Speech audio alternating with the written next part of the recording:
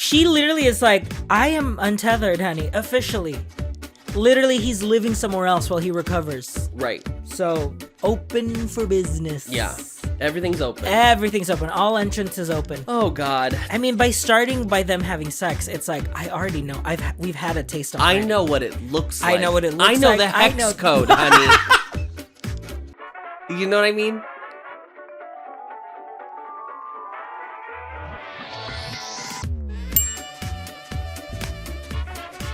Welcome back to another episode of Boys Love. Boys Love! This week, we are recapping episode 7, the penultimate episode of Moonlight Chicken. And as always, I'm Adam. I'm RJ. Welcome back. Welcome back. Our MVP this week is Cow Kong. Congratulations. Before we even get to it, Go girl. ahead, girl. Go ahead. You did it. Do your walk. Do your walk. Honey. Go ahead. Get you your won, flowers. Honey. You did it. This actually episode might be one of my favorite performances Things I've you've ever seen in a BL. Period. This episode specifically from him. It's the PP bra tier of moments. Yeah, I mean the PB bra tier is amazing. That scene is so crazy. I think like obviously Bilkin is just insane in that show, but Right. like this is just. It is so visceral on such a non-gay level. I know. It really does remind me And what of... a refresh. I mean, to have non-gay moments. Thank oh my God. No, I just mean like, it really is... Just on a human kind of level.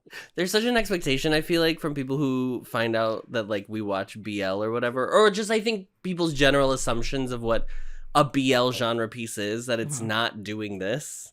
And I think... Probably you could argue that this falls a little outside of the traditional realm of BL. Moonlight Chicken does.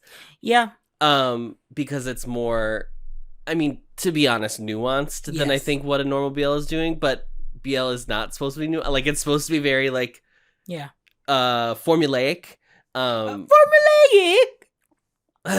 But what's the bit? You keep doing this. What's the bit? The bit is that when like Filipinos use like a really complicated English word, and it's like whoa. Oh, so there's always like a oh. Okay, so indubitably. Yeah. So anyway, so that's all. That's all I was gonna say. Well, there you go, and that's the episode. That's kind of the episode. I mean, there's really nothing else to talk about except I have research I've done on this one, so I have, honey, she's got notes. You're tired of offending people. Finally, I decided, it was time to put that moniker behind me. Moniker. Okay, we start the episode with Alan has just gotten in the accident. If we remember, it's a few days later. At this point, he's going through physical therapy. He's got a boot. He's got a cast. And Mama, as a sister of the boot, I feel his pain. Sister of the crutch. I also was a sister of the crutch You were too. a sister of the crutch. You were a sister of the knee scooter. Oh my God, the knee scooter.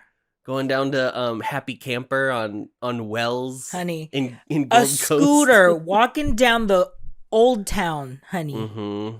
You did it, girl. All these DePaul kids running around drinking, and me and my little knee scooter, so I can have my little pizza and a beer because once again didn't know it was gout. So just drinking away. So they do. It's so like pointedly like, you will need some bedside assistance. You will need someone to help you around the house, help you shower. Yes, one does like reluctantly volunteer to help out, be his caregiver. But okay, so the last episode ends with this moment of like who's gonna take care of him, and he very much is like, Jim, I have to do what I have to do, and it's like the way to end the episode. Yeah. This might be. We were afraid that it would be a setback, right? We were like, this might be my first complaint of the show, is that it's so clearly just set up for the cliffhanger. Because in the next scene, he's Alan is like, "Don't worry, my sister-in-law is going to take care of me. I'm letting free the curse." Yeah, which is nice, and I'm glad that this is how we resolved it. But then I was a little like, "This is just don't set for it up. a cliffhanger, just to be resolved at the cold open." Yeah, I was only annoyed because I was like, it makes sense, I guess, for last week because like he was like unconscious on the bed or whatever. But like the top of the episode, she asks again, like, "Are you gonna is someone there to take care of you?" And one's like, "Oh yeah, sure, for sure." Yes, don't worry. Yeah, someone will. And that would have been the chance for him to be like, "Oh yeah," like he could have even done it where he like surprised one and was like, "Oh, my sister-in-law is gonna take care of me, but I'm gonna stay at her place." And then she does come the way later, for now. Yeah. I just felt like it was like a little clunky and clearly set up to like be like, oh no, get the audience riled up. That was the only thing. Well, that does add another dimension of like when he a few episodes ago, Alan, when he was like, well, we have to go to, I forgot her name already. Giab. Okay. Giab. We have to go to Giab's like dinner tonight. It's her birthday. Yes. Now the context is like, oh, that's your sister-in-law. That's your sister-in-law. So it has been weird that your brother has and his family has not seen your quote unquote partner. Yeah. Of like many years. Because it was interesting. I mean, when I was initially thinking of it, I was like, oh, the like thinking about the kind of when friends break up and they have friends together, who gets who in the divorce, especially if you've made friends as a couple. Yeah. We've already settled that, I think, for us, like who goes to who. Well, I'm just walking into the lake, so you'll get everybody. It's fine. And you'll get Friedrich too. No, I wouldn't want that on. I wouldn't want to separate you two. But then like he was like, yeah, it's my sister-in-law, and I was like, okay, well great. Then yeah. Cool. It really was a bad look that he doesn't show up for anything. Yeah. He leaves in her car. There's a little moment where she was like, it's good to see you, you should come by, the kids like miss you or whatever, which was like sweet. I like how familiar everything feels, even though she's a character we're just meeting. You can tell there's an established history between them. The given circumstances, honey, the relationships, guideposts. So he goes and has lunch with Jim. One does. Yeah. They end up on the beach. Yeah. And again, it feels like we just picked up right where we left off. It feels like we just picked up where we left off, but also the water. We're finally shooting the beach like it's a beach, like a traditional Thai BL where you're supposed to be like awed by the beach. Yeah. And I thought it was so interesting that earlier in the series, because I remember pointing it out and being like, it's so weird. They're filming next to the water, and it's always gray. And nor like, is this a choice, or it's like this was just the location they chose, but are not acknowledging it. What's the reason? And now that we know it's like Jim's trauma around, obviously just like him not being able to move past, but also that it is tied into the water itself. Yeah. Like I really like that aspect, and maybe I'm reading into it, and Piaf would watch this and he'd be like, no, it was just sunnier that day. Maybe that's what happened, but that's how I'm interpreting it, is like his like the cloudiness around his life is like we're getting through the fog. Yeah. They have this discussion. One is, you know what? One is nevertheless, she persisted, honey. And by that, I mean, she literally is like, I am untethered, honey, officially. Literally, he's living somewhere else while he recovers. Right. So, open for business. Yeah. Everything's open. Everything's open. All entrances open. Oh, God. So, the whole episode, he keeps, like, pushing it in a way that I honestly find commendable as someone who could never do this in real life. Listen, I guess if you look like Mix. Oh, girl. If I looked like Mix, you'd never hear the end of it. I wouldn't be here. I wouldn't be talking to you people. But in this conversation, he's like, so is this what we're considering our first date then? Just so when I look back and I know when we started dating, so I can start counting the days. So I can make our own little billboard with a calendar. Right. And then 8 years from now, you know. And Jim is still, I mean, he seems more on board than obviously he was like even last episode. Yeah. But he's still like, all right. It's interesting because the brakes, bro. But the thing with one, like he asked, what is your wall? Yeah. He answered, and they broke the Jericho came tumbling down, mama. She said, let's go to Jericho's restaurant by the beach. Mm-hmm. Let's find her. I found Jericho on Facebook, mama. We're taking this down. Jim, Jericho. Jericho. Mm-hmm. So of course he would be like, I know there's nothing left, honey. Yeah, I think this is nice. I don't know if I would characterize. I mean, it's weird because obviously it's like played sweetly, but like it is just interesting. That's what I find interesting. Yeah. Their dynamic really doesn't play sweet throughout the show. No, it's very bickering and like... I wouldn't even say it's bickering. I would characterize their relationship and the dynamic... Because Leeming and Hart obviously get the very sweet romance. Theirs Alan is so... and Gaipa, what would you say theirs is? Because if we're comparing all the couples, obviously. Oh, Alan Gaipa is new. Air. Yeah. Nothing. Smoke and mirrors. Theirs is like what is the chemistry leading with? Is it leading with sexual tension, attraction? I definitely think it's sexual sexual tension. Sexual trenches. I mean, by starting by them having sex, it's like I already know. We've had a taste already. I know what it looks like. I know what it looks like. I know the hex code, honey. You know what I mean? You know what I mean? Yeah, I've built it on SketchUp, honey. 3D model. So in that regard, but I also do think like they, especially Mix, really looks at Earth. I'm saying the actor specifically, but he utilizes these moments to look at him like he is going to eat him for every meal. It's insane. Like there are moments where I'm like, you're on camera, babe. Yeah, I know. I just need you to know that this is on camera and we can see when the character is off. Honey.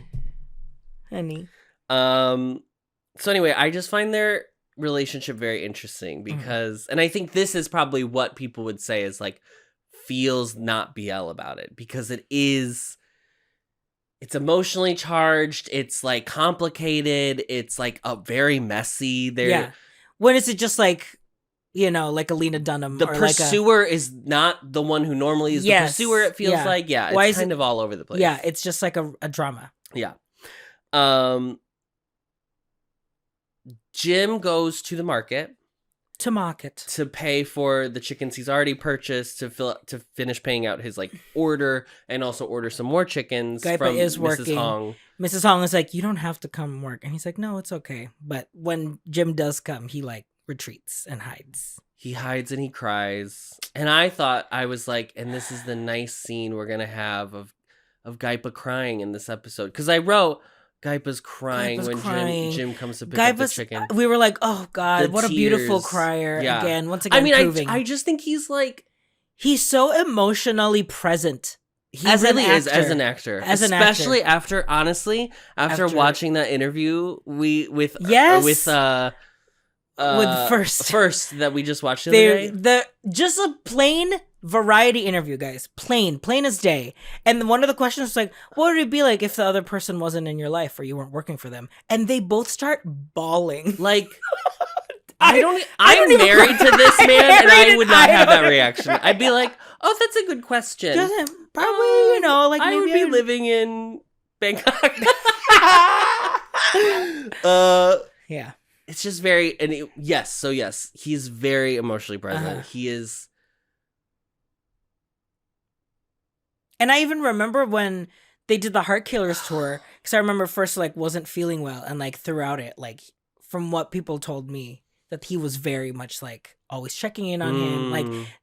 He's just a very caring, emotionally available person that I think really conveys well when has to. We're obviously speaking about just Kao at the moment because this is the scene that we were referring to, but they both are very singular people who were fated to be together. Ooh, and I know it's gonna be like, oh, the Delulu's creeping in, and maybe that's why we refuse to watch The Eclipse. But also because we don't want to see it. There's a level that I think they would acknowledge that there's some hand of fate. There's a reason in this because the lore was that Kao, when he was trying to decide, I think who he wanted to be with, I think for Eclipse. I just know that Kao quote unquote chose first because he came in later and was like, I want first. Yeah, because first technically would have been paired with Go In. Yeah. technically, if we were assuming that was going to continue. But he's too busy balling with his bro. Oh my god, whatever. So, okay.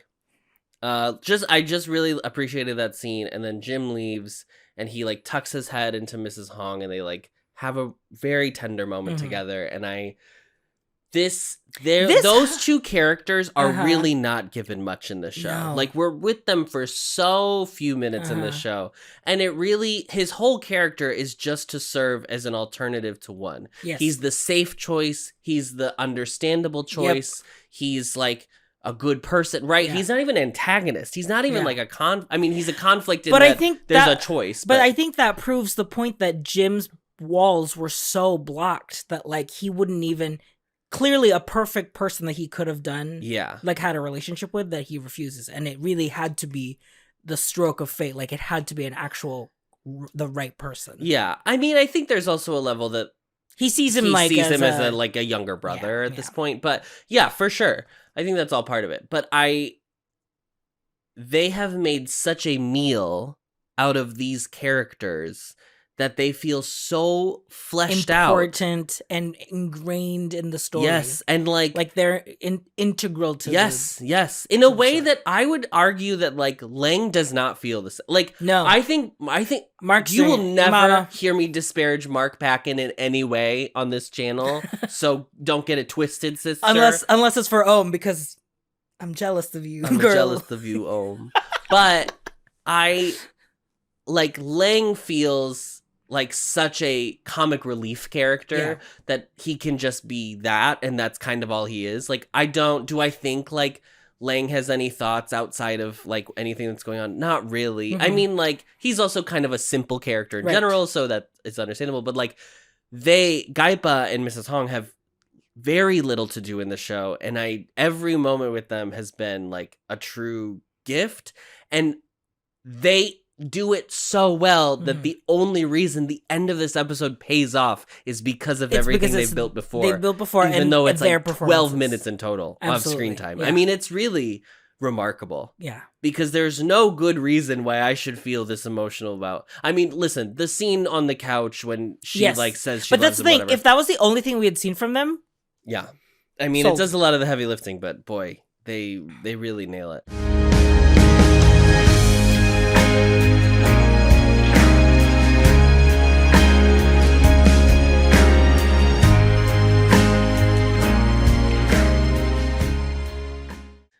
Jam is here.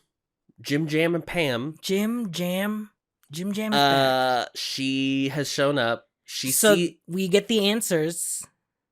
We do get the answers. Didn't I ask at the beginning of the show? I was like, are we ever going to see the mom? Yeah. Or like, do we know what happened? Miss My School President? Uh-huh. She left Li Ming with Jim around 5 or 6 years ago, or at least that was the last time they had seen each other. Li Ming had not heard from her in that long. Li Ming has not seen or heard from her in 5 to 6 years. We actually don't even find that out until the end of the episode, which is insane. And we'll talk about that later. But yes, she's come back. Obviously, Jim had reached out because of the title deed in order to get something as collateral for this loan. So she's shown up into town. She does have a loan to offer. However, she's got a new man. So she tells Li Ming, like, I have a new man. Remember him? He used to help you. He used to help you swim. We used to swim with him back when you were a kid. And he was like, no. Sorry, I don't remember. And Li Ming is fully like, let me get this straight. The last man that I saw you with 5 or 6 years ago, he's done. And now you have a new one and you want to get married now. Okay. Just checking. It's very contentious. It's very uncomfortable. There's not a good relationship there. It's very tense. She goes to take her suitcase upstairs. Mm-hmm. Jim comes home and is like, hey, by the way... When he was at the market. Because I was at the market and just remembered from 3 days, like, whatever. You kissed a boy. You kissed Hart. So what the is that? And Li Ming doesn't really answer. Like, he's not like, he's my boyfriend. Yeah, but it's just like, leave me alone. Like, it's not my business. And this is when we get the iconic everybody's quote. Been waiting for it. Pick a struggle, bitch. That's the energy. Pick a goddamn struggle. You can't be poor and gay. Pick one. Pick one. Jim, Diva, look in the mirror. I know. It's so crazy. Calling the pot a kettle or something like that. Yeah, something like that. Something like that. That is crazy. And to his credit, Li Ming is like, okay, bro, you. Yeah. It like leaves. Literally. And who's up in the balcony? And who overheard but Jam. Jam heard Jim. I knew she was gonna overhear. Of course. First of all, Jim was running his damn mouth so damn loud. I was like, stop talking. I don't think he knew that she was home. She was there. I know. I don't She was think like, he did either, but yeah. So she overhears. Then we get a scene where she's like, am I supposed to be happy that my son is gay? I mean, it's so opposite of her character in My School President, who you can go watch that recap. We talked about her ad nauseum. Probably, her and the two moms are like our favorite characters, MVPs. But obviously portraying something very different here. I did think it was gonna be worse. Obviously, I don't hate him. I just am a little emotional and like a little surprised. It is led to believe because Jim has that line earlier in the show about being like, she didn't think men could be in serious relationships, which is so weird because that comes back. That comes back from someone else. Mm-hmm. So I was like, maybe Jam didn't say that, or it made me think about like the fact that the other person who says it in the episode is exactly word for word what he said. Yeah, that I was like, is it then because you were told once, then now it's just your excuse? It's. I mean, I think it's probably a common refrain.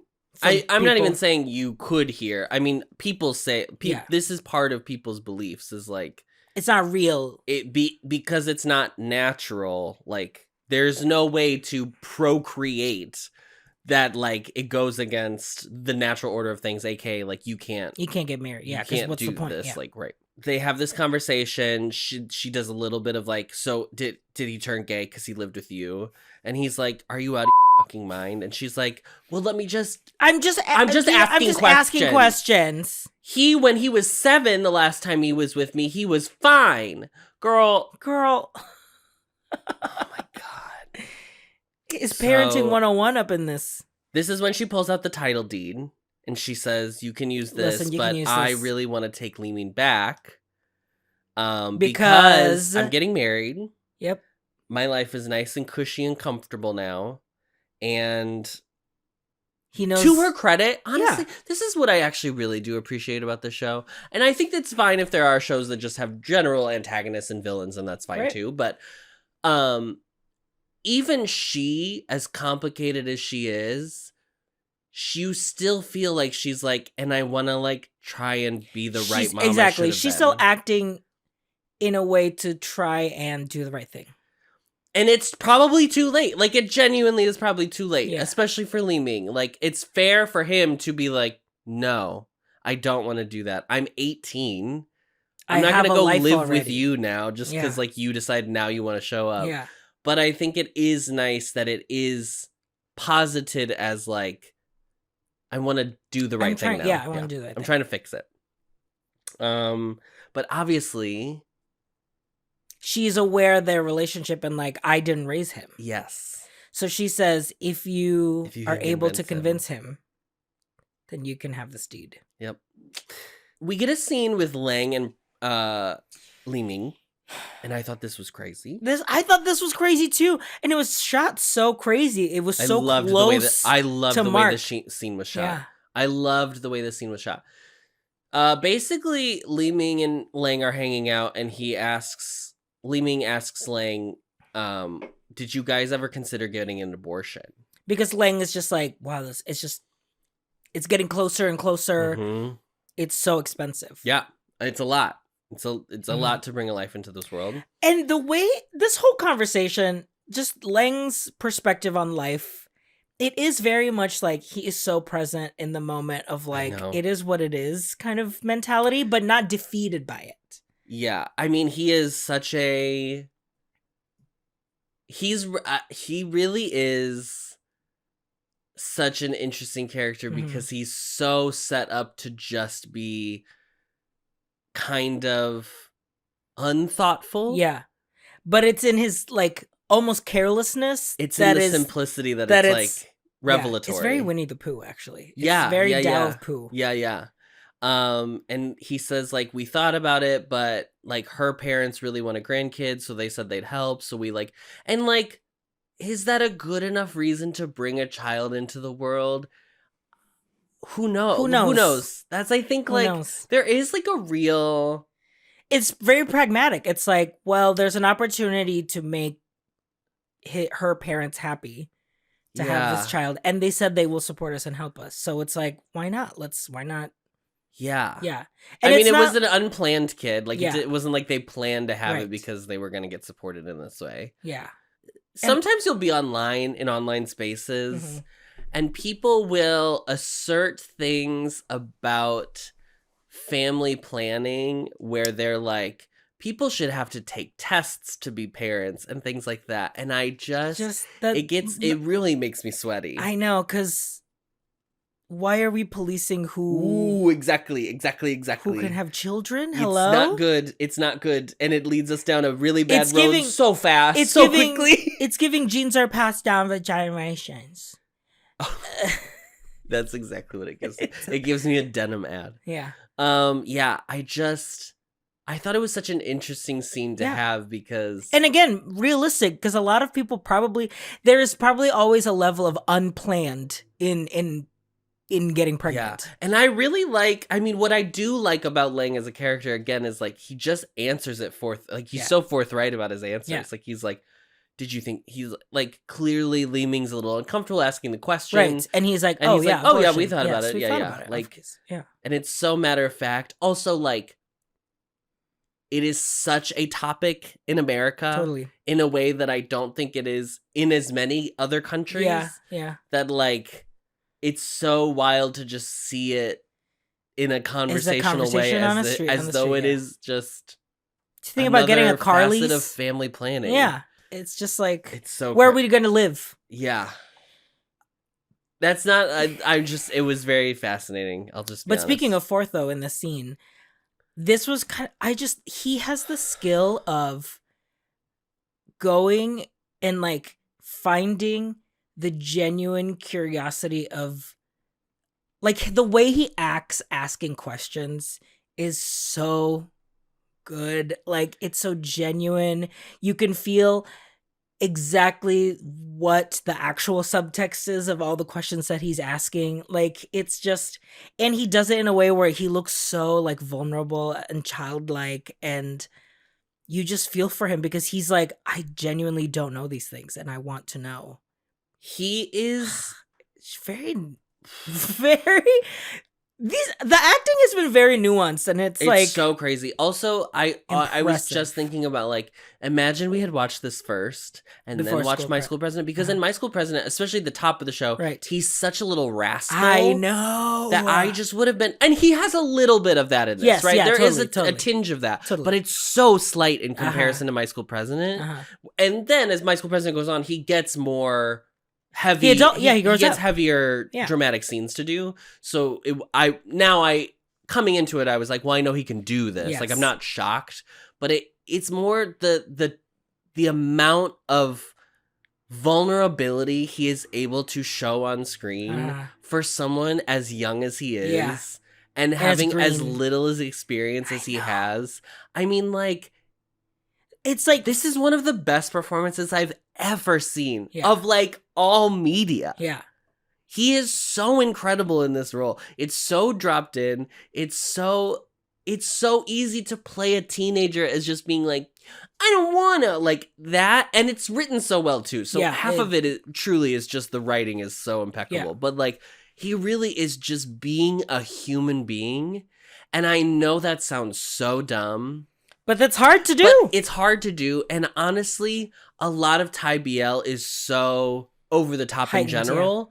And people kind of live in these, like, exaggerated, like, places. Yeah. And, like, it's just so dropped in that it is remarkable to watch the tiniest inflections in his, like, eyes. Yeah. And he tells the whole scene. I know. I'm meeting him. I'm not meeting him, but I'm, like, seeing him on stage in, like, 2 weeks. And I just, like, I'm gonna just be a mess. Yeah. And I have to watch all of my Love Mix-Up before I go. I've decided. Well, we've got 14 hours on a train soon. I know. So, okay. Ba-ba-da-ba-da-ba-da. I'm now on my 7th note of the episode.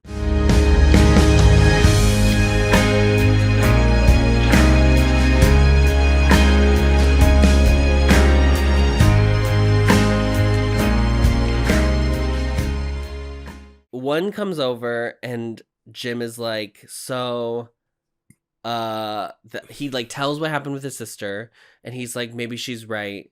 Maybe she's right. Maybe I did make Maybe it there gay. is something the matter with me. I just don't see how a world that makes such wonderful things could be bad.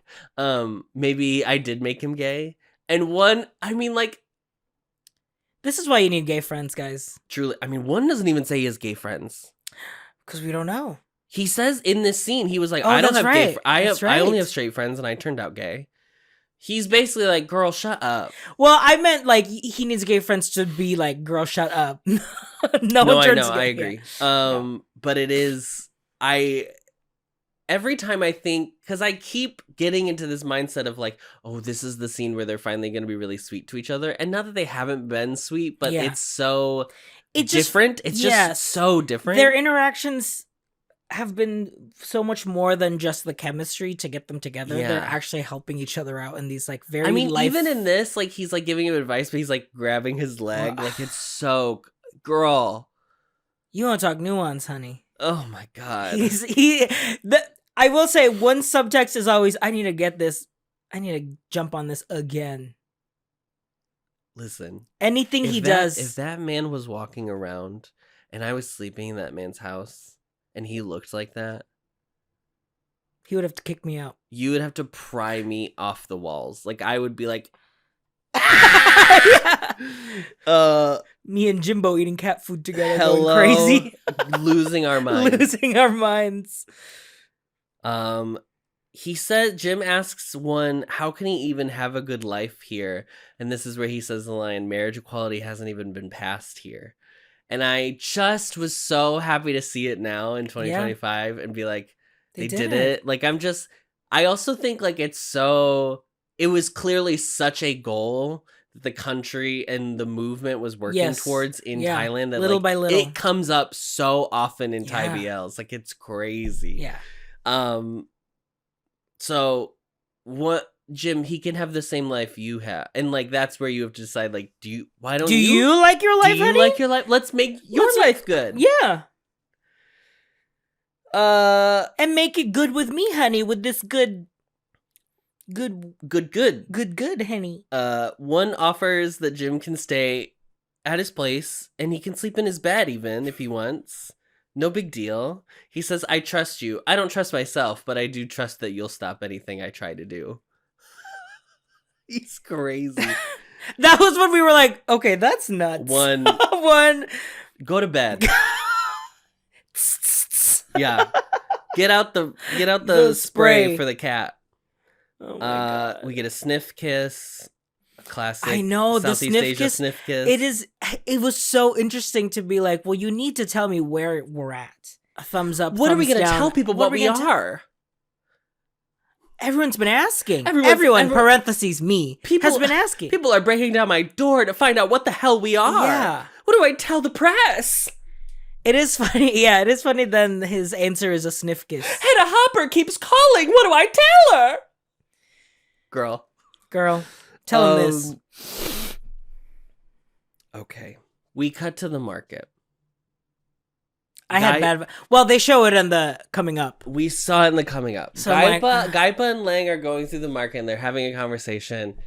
They're kikiing because a little like, I'm down in the dumps because I'm such a good guy and he doesn't even like me anyway. And I like the acknowledgement that he's like, I'm a good cat. I'm a catch diva. I'm a Pattaya 10, honey. Yeah.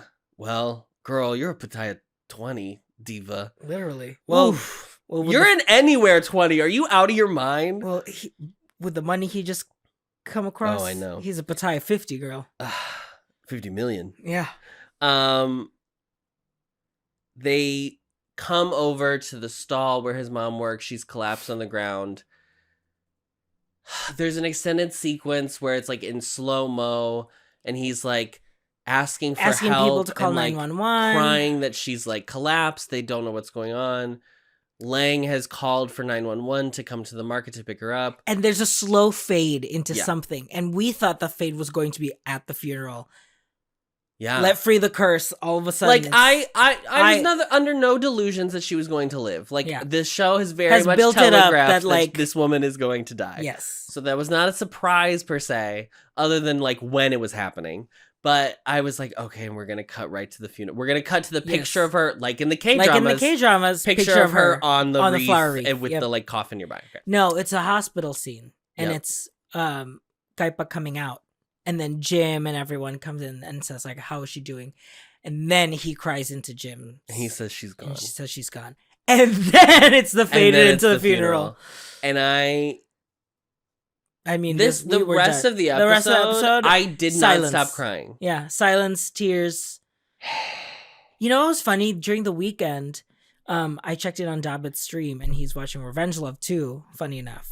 But he asked, like, how far are you in Moonlight Chicken? And I said, episode 6. And he was like, okay, I want to talk to you when it's over? When, I think he said when you get to a specific episode. So I'm assuming it's this one. At the funeral, we find out that she had severe hypertension. So please make sure, everybody, if you have high blood pressure, you maintain that. You keep it under control. Girl, I mean, that really stuck to me, honey. Because remember, I was checking my blood pressure every day. Yeah, everyone knows now of all your medical maladies, girl. This is during the pre-gout mystery. Oh my God. There is a lengthy... Okay, so Thai funerals are very long processes. Can take from a few days to hundreds of days, depending on how long you do the prayers for. It was very interesting. I read a whole article about it. I have a little bit about it, but I won't go into that yet. But they are basically they've already like cleansed the body, and they're now like, it's the night where they're gonna like start the prayers. That's where we're at in the Thai funeral system, in the tradition. This is when people are coming and visiting and saying, like, giving Gaipa their apologies, blah, blah, blah. Alan shows up out of nowhere. And I had to leave the room, mostly because I was like, I did not think this show would actually make them interact. Yes. Yeah. And I couldn't tell if I obviously, we don't know what's going to happen in the last episode. Maybe something will happen because this scene is a lead up that like they have to meet one more time. Yeah. So I was like, oh, is this just fan service? Like, is this just a way to... And GMM will do this. Yeah. Like, they do it all the time where they'll, if one part of a couple will just show up. If C is in a show, Jimmy will pop up. Jimmy was like the third lead in Sweet Tooth Good Dentist. And then, or maybe he was like the fourth lead, I guess. And then C showed up for one episode at the end as like a little cameo of someone he flirts with. So it's like, yes, this happens a lot. Right. I wasn't anticipating in this because I was like, it feels like such not a show about fan service that I was like, it'd be weird, I think. So I like freaked out because I was like, oh my God, are they going to build to it just to be like, whatever. Yeah. He has a reason to be there. He has a reason. He is also in charge of her insurance. Yes, at her the bank. account. Yeah, basically. He's her banker. I mean, listen, this bank is going out of its way to take care of its members. I'll say that. That's for sure. I don't know many bankers in America that are going to go to the funeral. I think now, but probably. I guess if she had money, yeah, maybe. But especially since, because I have a feeling she probably had been preparing for this since her husband had passed. Oh, true, which we find out, yeah. So they meet each other. That was very intense for me.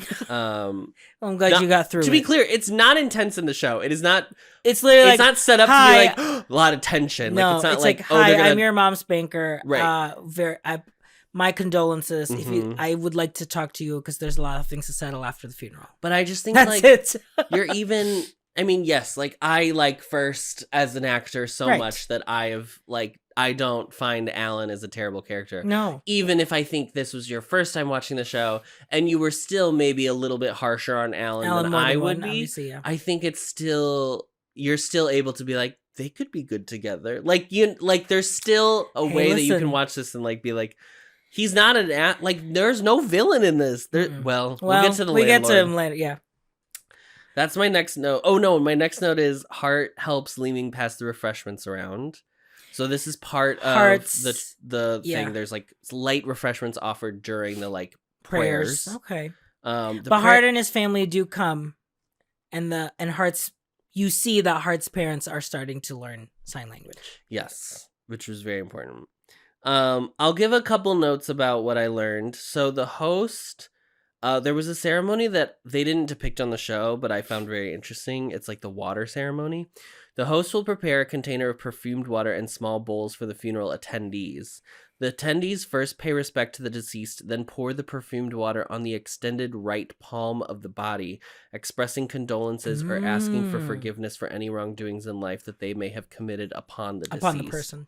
This ceremony also reminds the living that all of us will eventually leave this world empty-handed. Wow. Then the prayer ceremony, the ceremony of praying before the body, or the Abhidhamma prayer ceremony, takes place from the first night the coffin is brought into the funeral pavilion. It typically takes place for 1, 3, 5, or 7 days, but can continue for up to 100 days until cremation. 4 monks are invited to chant this funeral prayer 4 times each night. So that we do see a little bit of that later. So that's the night that we're at in the process, just so everybody's aware of what's going on. And the landlord is there. Everyone from the town is there. Every character that we've ever seen is there. Yes. Except for like one's boss. Except for Preo. Boss. Yeah, and Preo is not there, which is crazy. She's that one I was like, girl, I know, I was like, girl. She's also one of the only women in the show. Let her come to the funeral. And one of them died. I know. So the landlord's there and he's like, so Jim, I need an answer if you're buying this place or not, because, you know. And literally, we are in this temple. In the middle of the temple. And probably sitting like this, just like across the pews. And be like, hey, Jim. Hey, Jim. Yeah, it's nuts. Jim, right here. So are you going to sell this place or what? It's insane. It's genuinely insane.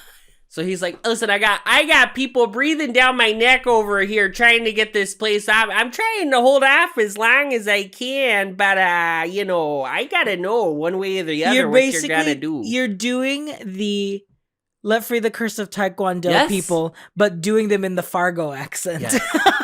Thank you. That's acting. Fourth. Yeah. Cow. Maybe try. Cow. And at this moment is when Jim flashes back immediately to Beam's funeral. Oof. So let's inflict more trauma on the audience, why don't we? We get a scene that is the exact same as a scene that we just watched in a movie called Paradise of Thorns. It is Beam's family showing up, Jim handing over the contents of these 2 accounts that they had together, and the family going, is that it? And he was like, well, we had other accounts, but all of them were used for the business. So they're like business accounts, basically. And the dad's like, yeah, but I was told that they're under Beam's name. And he was like, well, yeah, but they're for the business. And he was like, I don't care. I want all of it. And I want his fucking stuff. And I don't want to sit like, is your car yours? And he's like, yeah, the car's in my name. And he's like, fine, I won't take the car, but I'm taking everything. Like, it's insane. Insane. The scene is so crazy. At first I was like, it's crazy to have no sympathy, but at the same time, these people did not want his son to be gay and have a secret gay relationship. I mean, he didn't even know he was gay. Because he says, like, we had, like, your parents don't even know about it. I know. It's so crazy. So I was like, okay. And truly, it's the exact same scene in Paradise of Thorns. Yeah. It's absolutely bonkers. So that sucks. But that's the thing. It's like, that is the main fight. Yeah. Hospital viewing rights was obviously a big... I mean, what I thought of at the very top of the episode when I thought that one was going to take care of Alan is like the parallels with like the AIDS crisis, where like partners would take care of ex-partners even if they were sick or whatever, because like there was no one else no one would want to. Yeah, no one wanted to do anything. Yeah. Again, he has no answer for the landlord, but I do think it's very interesting that he has this, knowing what we know about the end of the episode and what he plans, what he ends up doing, what and choice he ends up making in regards to the restaurant.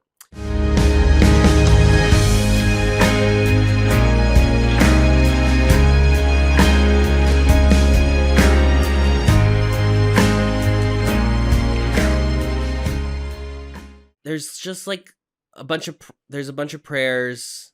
There's Hal a tiny breaks scene. down a bunch. Yes, there's a tiny scene of Alan, on his way home, or like trying to go home. Was hoping like one would help him, but one is working. Yeah. I mean, we got the Valentine's Day deliverables. Yeah, they're like, I've got giant teddy bears coming in right now. Yeah. Where do I put them? They're in the truck. Yeah. Where are we gonna put them?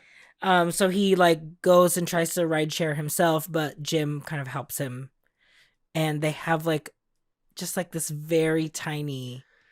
It doesn't feel. There is still a little bit of like antagonist. Yes. From Alan being like, you're the reason why we're not together anymore, and Jim being like, but I didn't know him. I only knew him 6 months ago. I've only known him for 6 months. Which it was in that moment that I was like, oh, Alan thinks that Alan probably now thinks that they've been for like years. Yes, yeah. Or it's been like an affair this whole time. It's been an affair the entire time. And because I think in that, when he says that it's been 6 months, he like has this like, oh yeah. I'm like, no, he's been unhappy. And Jim stands his ground and is like, we didn't know each other, it would have happened anyway, but also like he does like apologize, like he's like, I should extend an apology to you anyway. I just like that it ends on a note of like, they're not friends, they're not gonna be friends. No. I don't need them to be friends, but I liked that they were able to be like, we see each other more clearly. Yes. Yeah. You are not the person. Right. And for Jim, it's like, it is a little messy, but it's okay. Like one is worth it. Yeah.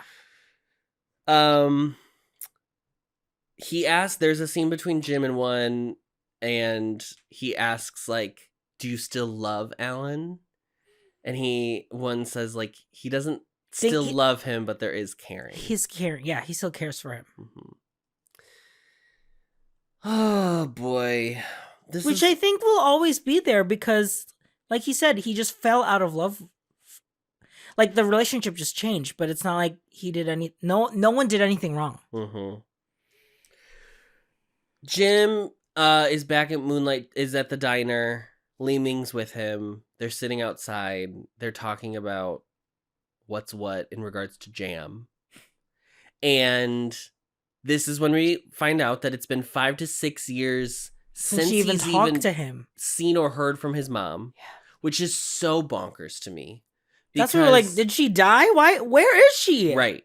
It's crazy. I completely understand. It would be one thing if it was like 5 to 6 years, but we see her like once every 3 months or whatever. Yeah. Like, well, that's different. Yes, that's the thing. It's different to be like, I'm an overseas worker. Mm-hmm. I have to leave you, but I'm gonna call once in a while to be like, to be. It's 2022 or whatever. Like, you didn't contact him through COVID. Oof. He went through COVID alone. Like, he went through COVID with his... Ooh. I mean, I would feel very similarly. Yeah. And then I think my favorite line in the episode happens, which is he says to Uncle Jim, you know, I don't know if I could say I love her. And because he has this whole thing about being like, why should I have to say that I love her just because she gave birth to me? Like, da-da-da-da-da. Very found family. Yes. Very found family. Come on. Emancipation of Mimi, honey. And he says, like, it would be very easy for me to say I love you about you. Yeah. Because you took care of me.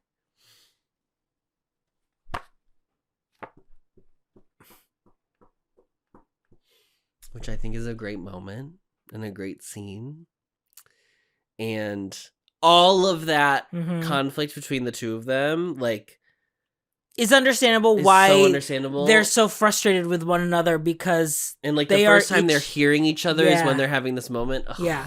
I mean, like, we all saw it obviously with how Forth was like performing this character, but like that's the reason why he's so frustrated at Uncle Jim, because it's like, I love you. I look up to you. I don't know why there were moments in our relationship where you never trusted me. Jim goes and gets a beer for both of them, so they're gonna be adult now that he's like an adult. He's gonna like drink a beer with him or whatever. So they share a beer together. Jim goes to like start smoking, and then there's like a bit of like an acknowledgement of, well, I wasn't actually mad at you for the smoking. I was mad that like I didn't know what I was doing. Like basically, like Jim's like, I didn't know I don't how know to raise parents. you. Yeah, I'm just a gay guy. I'm just I'm just a little gay I'm guy. just a little uwu gay guy. I'm just a little uwu gay guy. Which I liked that like kind of apology as well. There's a moment that's really funny where Jim's like, so are you guys boyfriends? And he was like, are you and one boyfriends? And he's like, that's adult business. And he was like, this is kids business. This whole banter is so funny. I liked this whole moment. The scene is great. And he says, in regards to living back with Jam, he says, I just don't feel like I belong there. Which is what he says to her. Mm-hmm. It's like, you've already created a life for yourself. Mm-hmm. I don't think I fit in that life. Yep. And that's okay. And they have a nice dinner. They do. Moment together. Uncle Jim kind of comes in and it's like, I told you, he's a grown man. Yep. Remember when we ran away when he was his age? Mm-hmm. Yep. Yeah. I mean, he says early in the episode, like, they're from northern Thailand. Right. So, like, they had to have made it to Pattaya somehow. Yeah. But yeah, I liked that scene. The craziest part of that scene is when he's like, and now he's an adult. He knows how to jerk off. He knows how to jerk off. I was like, all right. And then leaving goes, I knew that a long time ago. I'm like, I was like, okay, all right, let's put a kibosh on the convo. Everybody's having a good laugh. Ixnay on this, honey. Ixnay on the Urkoff J. Okay. We go back for the cremation. Which I didn't realize until the behind the scenes. Correct. So, cremation, to apologize and ask forgiveness from the deceased. Relatives of the deceased may make merit in the honor of the deceased, such as inviting monks, often in the number of the deceased's age, to recite Buddhist mantras, offering alms and robes, or arranging other ceremonial sessions, including Buddhist sermons and Kroad Nam. Another important ceremony is Boad Na Phai, which means ordination in front of the cremation fire. So this is, I only bring this up because Forth just did this when his father passed away. Yeah. I would assume this is what we're referring to. Traditionally, those who undergo this ceremony are younger male relatives of the deceased. The ordination may begin 1 day or 3 days before the cremation or on the day of the cremation, and will end after this cremation is completed. It is believed that the yellow Buddhist robes worn by the ordained relatives will guide the spirit of the deceased to a better place. So anyway, it's a cremation.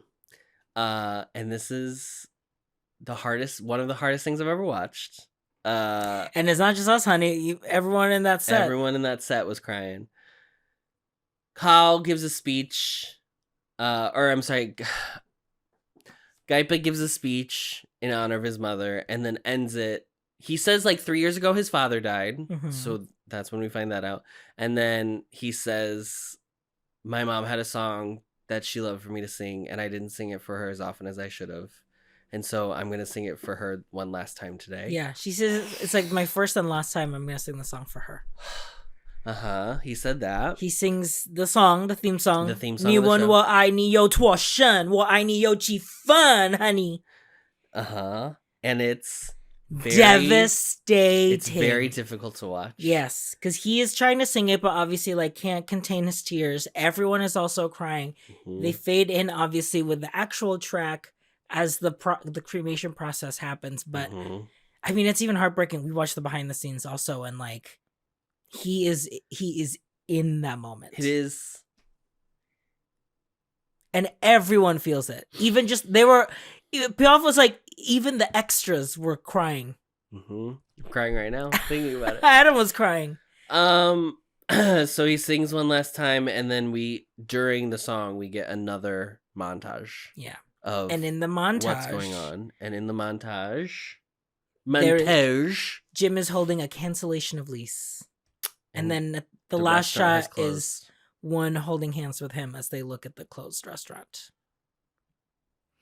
And that's the end of the That's episode. the end of the episode. We already talked about MVP. I stand by it. I will say, it would be insane to choose anyone else. Like, Preo really knocked it out of the park, honey. The lady who plays Mrs. Hong. Mrs. Hong, absolutely. She's so good in the show. This is to even think of naming anyone else in this episode is like blasphemy. There were moments with the Mrs. Hong and the funeral and everything where I was like, she is shaped like my mother. Like she is the hair. I liked that the picture on the altar was like her production photo. For it was like her of like her in the costume for like, the first time. This actress is playing Mrs. Hong in Moonlight Chicken. Yeah, loved it. So there were a lot of moments where I was like, oh, I also am dropped in of like, I couldn't imagine. As two mama's boys, it would be very. It would. I just think it's like so. Yeah, it's for sure. Tough. There's definitely like a gay kid and his mom thing, and especially since the last like really meaty scene of her is the like, I'm not disappointed that you're gay. I'm disappointed that you are not with someone that you can share your life with. I also just think like, because I was like, why is it always? Because in Revenge Love, spoiler alert for Revenge Love if you haven't seen it, but like a character's mom is very sick at the moment in where we're at in the show. Yeah. And so I've been like, oh boy. And it got me thinking like, why is it always moms that die? But then I'm like, because it's a relationship with a mom is very different than most people's relationships with their mom are very different than their relationships with their dads. Yeah. I know I can say that. But that would be I don't know. It's very easy to tap into that to get people to cry. But also I like that we have now gone through holidays and Buddhist celebrations and the Festival of Lights and a funeral. Like I like as much as I love a tight story, I love that these 8 episodes span, I'm assuming 9 months, maybe a full year. Yeah, probably. It'll probably end up being a full year. Maybe 9 months. Yeah, just because it's gonna be. I think the baby's gonna be born next episode. It's so beautiful to watch how the characters stay the same in a sense in the time past to kind of like establish their character, like their integrity and their values and their morals, but like to watch them like go through life in how the show has portrayed it, it feels like I know exactly who these people are. Yes, but also like the beauty of the moment that Jim will realize that like he's been avoiding this relationship with one, but isn't a relationship just sharing your life with someone? And he's been sharing you've been had doing it a for relationship 6 months already. For 6 months. Like you've already done it, Diva. But like the beauty of the simplicity of that, like having these moments to it's just. Yeah, I mean, I'm not worried about how the plane will land. It's gonna be. I feel like it's gonna be so smooth. I know. I'm worried about you and how this will really put in perspective like BLs in general. I know. For you. So we'll see that. We did get a lot of comment, not a lot, but we've got some comments in the Taekwondo and specifically of like, you guys need to work out this tier system because there is something. There's something in between. Scrub My Memory and syndication. Yeah. This one is Scrub My Memory for sure. Yeah. I can already tell you right now, Diva. We'll say it again next week, but there's no way. Whatever the top tier is, this is top tier. Adam is pressing the button as soon as we finish to scrub the memory from his brain. Girl. And be like, oh, what's Moonlight Chicken? What's this? But I would scrub my memory of Paradise of Thorns, but in a different way. Not in order to watch it again. You know what I mean? Yeah. I could also see this being a syndication watch too, because they do take you it feels the most slice of life. What I love about JBLs and out of all of the Thai BLs that we've seen.